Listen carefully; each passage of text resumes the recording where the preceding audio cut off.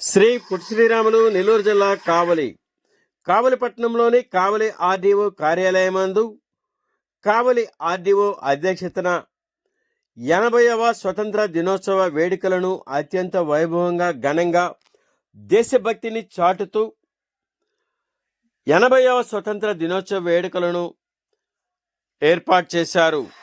పై కార్యక్రమమునకు ముఖ్య అతిథులుగా కావలి ఎమ్మెల్యే శ్రీ దగ్గుమాటి వెంకటకృష్ణారెడ్డి పాల్గొని స్వతంత్ర సమరములో ఎందరో మహానుభావులు తమ ప్రాణత్యాగం చేసి నేడు స్వతంత్రాన్ని మన దేశానికి అందించారని, స్వతంత్ర సమరంలో అసువులు బాసిన మహనీయులను జ్ఞాపకం చేసుకుంటూ వారి త్యాగాలను మరువలేను అని ఎమ్మెల్యే శ్రీ దగ్గుమాటి వెంకటకృష్ణారెడ్డి అమరవీరులను వారి త్యాగాలను గుర్తు చేశారు.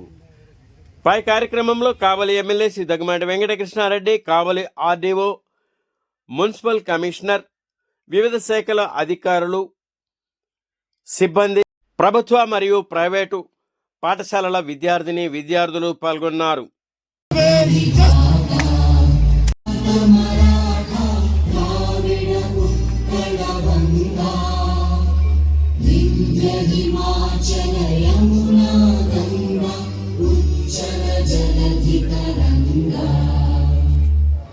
शुभ नामे जागे जनगण मंगलदायक जय हे भारत भाग्य विधाता जय हे जय हे जय हे जय जय जय जय हे స్వాతంత్ర అందరికీ శుభాకాంక్షలు.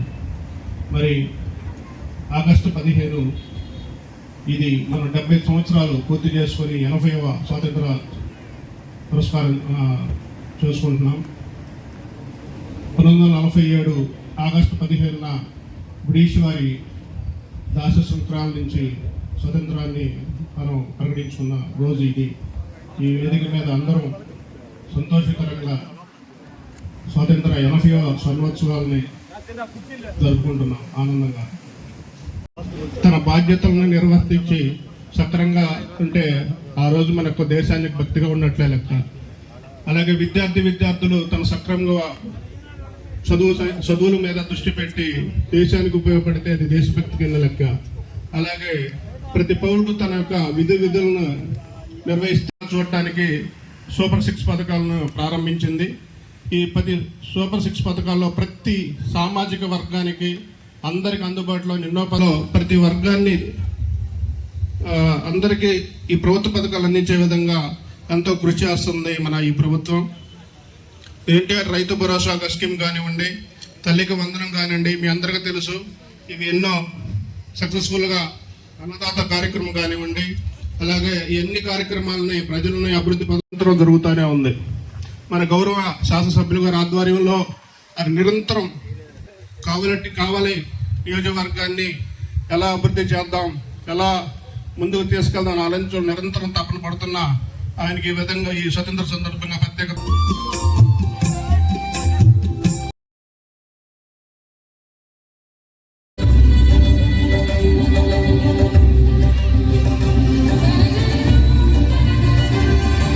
80వ భారతీయ స్వాతంత్ర దినోత్సవ శుభాకాంక్షలు అందరికీ కూడా తెలియజేస్తూ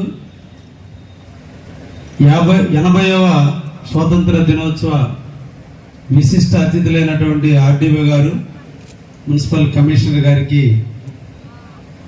అభినందనలు తెలియజేస్తూ ఇక్కడికి విచ్చేసినటువంటి పత్రికా మిత్రులకు, పుర ప్రముఖులకు, విద్యార్థులకు, ప్రభుత్వ అధికారులకు అందరికీ కూడా భారతీయ స్వాతంత్ర దినోత్సవ శుభాకాంక్షలు అందిస్తూ ఈ రోజున మనం చేసుకునేటువంటి పండుగ ఒక రిలీజియన్స్కి సంబంధించిన పండుగ కాదు. భారతదేశ ఔన్నత్యానికి, భారతదేశ సంస్కృతికి, త్యాగదనుల ఫలితానికి, ఎంతోమంది రక్త తర్పణంతో ఏర్పడినటువంటి భారతదేశ సార్వభౌమ అధికారానికి నాంది పలికిన రోజు 1947వ సంవత్సరం. బ్రిటిష్ వారి సంఖ్యల నుంచి భారతదేశాన్ని కాపాడడానికి ఎంతోమంది కోటాను కోట్ల మంది బ్రిటిష్ వారితో పోరాడితే ఈరోజు ఈ ఫలం దక్కింది. ఈరోజు ఒక చిన్న సమస్యను సాధించడానికి, మన సొంత సమస్యను సాధించడానికే మనం తపన పడుతుంటే మన పూర్వీకులు దేశం కోసం బలిదానం ఇచ్చారు, రక్తం తర్పణ చేశారు. వారి త్యాగ ఫలితమే ఈరోజు మనం పీల్చే గాలి, మనం నడిచే నడక, మనం బతికే బతుకు.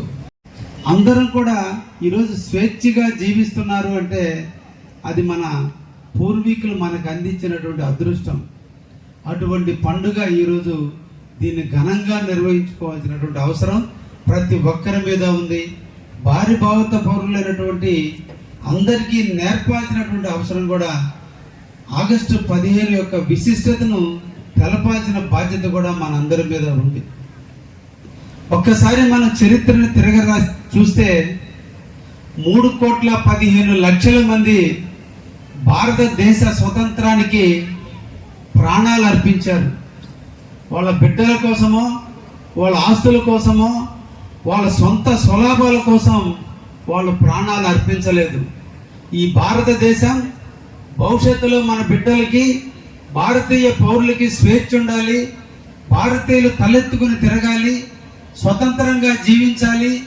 ఏ ఒక్క ప్రపంచంలోని ఇతర దేశాల కింద కాదు, భారతదేశం ఒకప్పుడు కీర్తించబడ్డ దేశం, ప్రపంచానికే ఒక దిక్చూసిగా ఉండాల్సిన దేశం. బ్రిటిష్ వాళ్ళ బానిస సంఖ్యలో ఉండకూడదని ఎవరికి వారు రోడ్డెక్కి గలవిప్పి ప్రాణాలను కూడా సైతం లెక్క చేయకుండా బ్రిటిష్ వాళ్ళు లాఠీ దెబ్బల దగ్గర నుంచి, బుల్లెట్ల సౌండ్ల దగ్గర నుంచి ప్రాణాలు అర్పిస్తే ఈరోజు ఈ స్వతంత్రం వచ్చింది. ఆ స్వతంత్ర ఫలాలను మనం 80 సంవత్సరాల నుంచి మనం అనుభవిస్తున్నాం. ఈ దేశం మాకేమిచ్చిందని కాదు, ఈ దేశం మనకి ఎంతో ఇచ్చింది. ఈ దేశం కోసం మనమేమిచ్చామని మనం బతకాలే తప్ప, ఈ దేశం కోసం మనం ప్రాణాలు అర్పించడానికైనా సిద్ధపడాలే తప్ప ఈ దేశాన్ని ఎప్పుడు కూడా కించపరచకూడదు.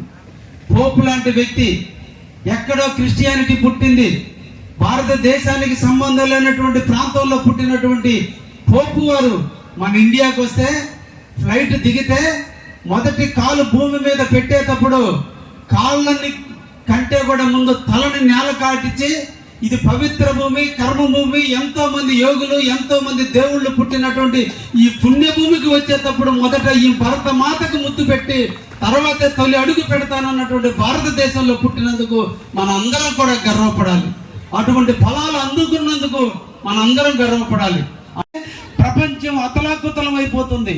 ఇటువంటి క్లిష్ట పరిస్థితుల్లో కూడా భారతదేశం నిలకడగా ఉందంటే మనకి ఇచ్చినటువంటి రాజ్యాంగం అటువంటిది, మన యొక్క స్ఫూర్తి అటువంటిది, మన ప్రజాస్వామ్యం అటువంటిది, మన యొక్క పెద్దలు చూపించిన స్ఫూర్తి అటువంటిది. అటు స్ఫూర్తి ఉండబట్టే ఈరోజు ధర్మం నాలుగు కాళ్ళ ఉండబట్టే భారతదేశం ప్రపంచ దేశాల్లో అగ్రదేశంగా ఎదిగేదానికి నాంది పలుకుతుందనే విషయాన్ని కూడా మనందరం కూడా గుర్తుపెట్టుకోవాలి. ఈరోజు మన దేశం ఉంది, 3 పక్కల సముద్రాలు, ఒకవైపున మనందరం కూడా స్వేచ్ఛగా జీవిస్తున్నాం. అక్కడ సైనికులు నిద్రిస్తున్నారో నిద్రలేదో తెలియదు, నిద్రలేని రాత్రులు ఎన్నో గడుపుతున్నారో మనకు తెలియదు. వాళ్ళ కష్టఫలం ఈ రోజు మన దేశంలో మన అందరం కూడా స్వేచ్ఛగా జీవిస్తున్నాం. ఈ రోజు ఎన్ని కుయుక్తులు పన్నినా ప్రపంచ దేశాలు మన దేశం మీద దండి పోతూ వస్తూ ఎత్తుకోబోయేది ఏం లేదు, కీర్తి తప్ప. డబ్బు కాదు, మనిషికి కావాల్సింది గుణం గొప్పదని. ఆ గుణాన్ని పెంచుకోవాలంటే సేవ కావాలండి. ఆ సేవ కోసం కావాలని అభివృద్ధి కోసం నిరంతరం కూడా శ్రమిస్తూ మీ అందరి సహాయ సహకారాలతో కావాలని అభివృద్ధి చేస్తూ ఇప్పటికే 935 కోట్ల రూపాయలతో ఈ రోజు కావాలని అభివృద్ధికి పదంలో నడుపుతూ, ఎక్కడ సమస్య ఉంటే అక్కడ స్పందిస్తూ, ఎక్కడ ఇబ్బంది ఉంటే దానికి అనుకూలంగా పాజిటివ్ గా ఫాలో అవుతూ, ఒకవైపున ప్రభుత్వాన్ని, ఇంకో వైపున బ్యూరోక్రాట్స్ ని, ఇంకొక వైపున సమాజాన్ని కలుపుకొని ముందుకు పోతూ ఎన్నో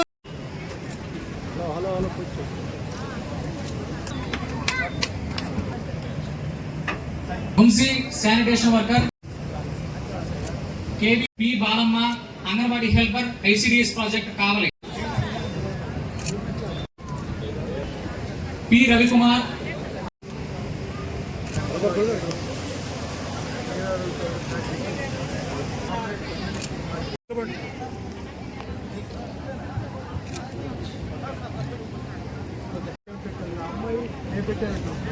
తీశారు